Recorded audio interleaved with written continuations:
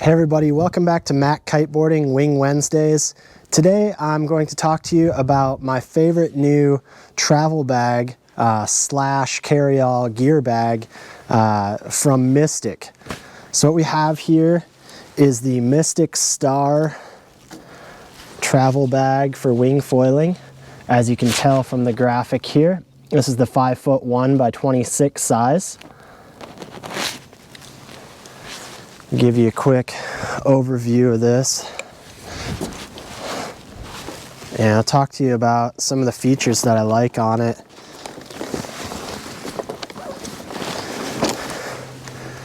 So if you're interested in a wingboard bag, especially for travel, if you're looking to carry all your gear in one bag on a day use kind of a way, then stick around and I'll show you some cool stuff about this bag.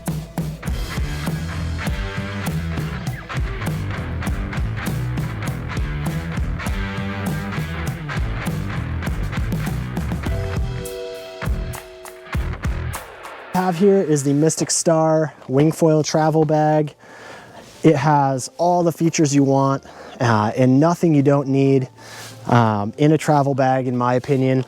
First off, the build is really robust, like you'd experience, with any Mystic product, but especially in an airline bag, you really need a strong bag with tough materials, good quality finishing and stitching, but then also, the padding to help protect against damage. Now, I wouldn't rely just on the bag because, as we all know, airlines can be rough on gear, but this is a good starting point, and it gives you enough room, if you choose the right size, to add your owed padding as well, and I'll talk to you a little bit about some tips on that from my own experience here in a minute. So looking at the bag, it's got all the handy features, the cinch down straps that are so handy when you're securing your gear so that it's not more bag than you need, so that it's secure and tight and makes it easy for the person to carry it. Good quality zippers, I should mention. Good reinforcement around the corners. A really nice adjustable strap here where you can change where this is located depending on your personal preference, and this is really important. You can tighten it, especially if you're a shorter person. It's just easier to carry the bag higher on your body rather than nearly dragging on the ground. It's just not very ergonomic. So being able to tighten this strap and make those adjustments based on where the weight in the center of mass in the bag is, it's all really important. Really nice, reinforced handle here, comfortable, padded, and it's got the secondary material here so it's not scratching up your knuckles on the nylon if you're walking a long distance. Got a little name tag there,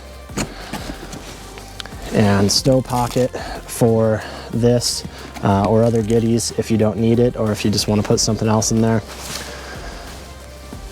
Another important part, especially if you're using this in a day use capacity, is the vents. So your gear comes in, it's a little bit soggy, or maybe your traction pad's still wet. That's going to allow the gear to breathe a little bit and not get moldy as easily. Obviously, I wouldn't throw, just soaking wet gear in there, zip it up and throw it in a dark room and expect it not to get nasty, but having the vents really do help and helps get, some of that excess moisture out of there, helps your gear dry faster, and just helps the bag breathe a little bit. And even when you're packing things down and zipping it up, it helps to have that just so you can get the excess air out. All right, so the big question, and this is the point of discussion in the industry right now, does the bag have wheels? It does not. As you can tell here, no wheels, no wheels. And that's for a few reasons. Number one, it saves weight. So if you have a big bag like this, you're carrying, maybe a couple of boards and some wings, or a board and a foil and some wings in a bag like this, and you got other stuff in there, maybe your towels, wetsuits, etc., to help, pad the board and just make use of that oversized charge, because you're going to pay it up to 50 pounds for a lot of airlines. So you really want to make the most of it. and not have any extra weight. And adding, you know, wheel and the support for wheels in a bag is going to add quite a bit of weight. You know, we're talking 3 or 4 pounds. You know, that's potentially another wing you could bring. You know, that could be the make or break point between paying an overweight fee or not. So cutting the weight out is huge. That's number one in my book, I would say. You know, no matter what, a bag this size is going to be kind of cumbersome. You know, if you've got a long ways to drag it, you can always strap it to one of your, you know, other pieces of luggage that's already rolling. You can strap a skateboard on it, and then when you get where you're going, you got a skateboard to get around. You know, you can rent one of the luggage carts, you can do a curbside check. There's a lot of ways just to make your life easier without using wheels. And cutting the extra weight is a huge one. And really for me, having a good, well-balanced shoulder strap is key in that. And you know, a lot of times in the airlines, they're not gonna make you haul a bag like this all the way to the terminal anyway. So shouldn't be too much of an issue. The second reason why you won't want wheels in a bag, or why they wouldn't put wheels on a bag necessarily, is for durability. Now, when you're dragging a bag like this, it's pretty cumbersome. It's prone to kind of drape. You know, without a lot of rigid reinforcement, you know, the bags can really wear out easily. You know, if you're dragging them over, you know, concrete, gravel, etc., you know, and the bag's drooping, or it's not rolling the way it should, you know, it's going to wear down the bag and wreck the bag a lot sooner than if you had carried it on your shoulder or on a cart or something like that. So, you know, it is one of the areas we see a lot of premature wear, and that's not necessarily because they're made improperly. It's just that, you know, the nature of bags when they're that long and rolling, and you know, if you're not securing all the straps properly, if it's not packed in a way, you know, that the bag stays rigid along that area until where the wheels are, then it's going to drape, it's going to drag, you know, especially going upstairs and stuff like that. So that's always the first spot you see wear in travel bags. So cut it out, cut the weight, cut the number one point of, you know, premature wear and issues, you know, the wheel breaks or whatever, and get it out of there. Lastly, and this is more of a brand planning thing, or something that's more important to us as a shop, but also to you as the end consumer, because you're eventually paying the price, right? So this is a big bag. There's a lot into it. There's a lot of quality in this bag, and because of that, it starts to add up, and you get more expensive at the retail level. And adding wheels in a bag really changes the way it can be transported. So that hits you in import, that hits you in, you know, domestic shipping to your shop, from your shop to you eventually if you're not picking it up at the shop. So all that adds up, and believe it or not, adding wheels and the proper support for wheels in a bag like this adds almost $100 to your retail price. So for me, I'd rather have a fully featured quality bag at a lower price, especially when it helps me cut weight, you know, the number one issue of durability. And then when I get where I'm going, this thing's gonna stow up really nicely. Or you can even, you know, use it as kind of a one pack area. You know, if you're going from your hotel room to the beach, it's one thing to drag with you rather than 3 bags, and you know, how do you carry this and that and make how many trips? Throw it in the one bag, throw it over your shoulder and go. So it's just really nice, you know, compact way to do that, and I've really been stoked on that. I haven't been traveling a lot recently, but I've really enjoyed this as a day use bag, just to pack up and throw in the truck or car and go, or if you've got, you know, a bit of a trek to the beach and you're bringing, you know, some different foils or some different boards or multiple wings, you know, chuck them all in there, throw it over your shoulder and go. You know, any tools, hardware, etc., you know, throw it right in there, and you got kind of a little workbench area, you know, to put all your stuff together and change out or do whatever you're doing when you get there. So really amped on this bag. Let me open it up, show you what's going on, show you what's in there right now. What we have here.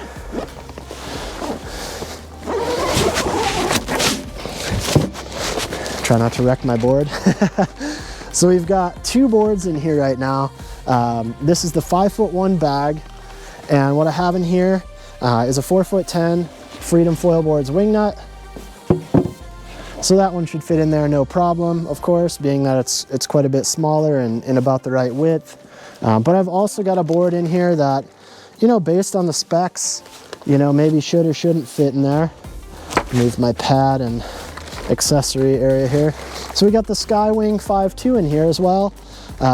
You can see that bag is plenty long enough in terms of a day use anyway for a 5'2".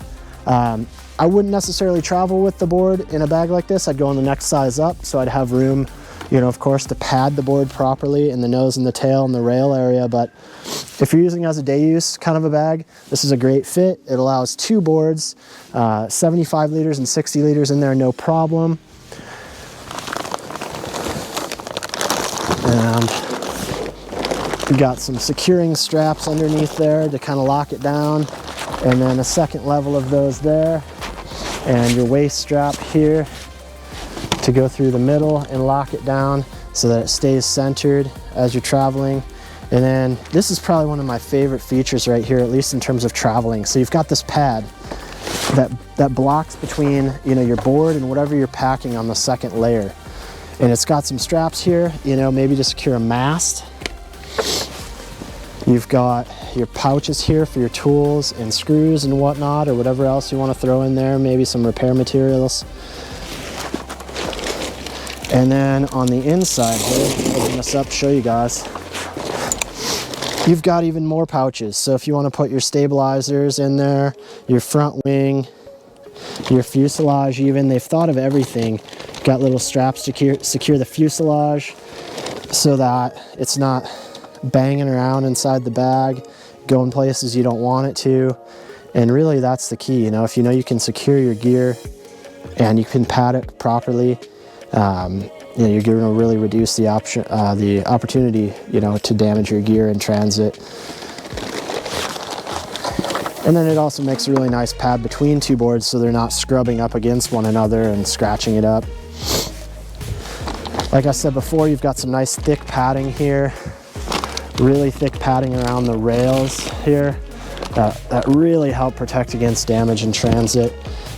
Even, you know, nice as a day bag, as I said, you know, it's not such a heavy, cumbersome bag that you can't use it for day use, especially if you're traveling with, you know, multiple boards or, you know, a board and some wings. They all fit in here really nicely. And of course, if you didn't need that, you can pull it out and reduce some weight too, but such a nice bag and really affordable price, as I mentioned. So it's awesome bag, definitely one of my top recommendations for anybody that wants to travel or put a couple of boards in one bag, or put, you know, maybe your 3 wings and a board in a bag, or, you know, your foil kit. You can throw your board in there and then take your foil and a travel kit and throw it on top of there and zip it up, and man, you're ready to go. So maybe you don't keep your gear in the car, but you can sling it over your shoulder, throw it in the trunk or in the truck and just go. Know you got everything you need. This is an awesome way to go, and I'm really amped on it. So if you have any questions at all, feel free to put your comments in the comment section below. Check out our website to take a look at this bag and some of the sizing options, pricing, etc. If you'd like to buy one, we'd appreciate it if you click through, buy one. We'll ship it to you right away, get you taken care of. This has been Tucker with MACkiteboarding.com, Wing Wednesdays. We'll see you next week, and have a good day.